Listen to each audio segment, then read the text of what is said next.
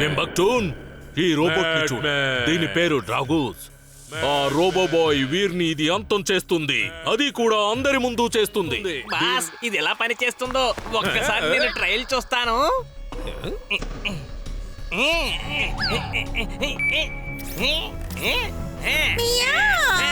మీరు genius boss. తను చెప్పింది కరెక్ట్ బాస్, తను చెప్పింది కరెక్ట్.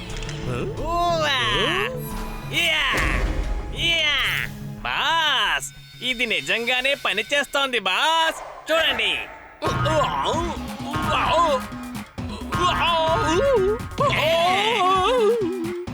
ఇక చాలు టింబక్టూన్, ఆపు.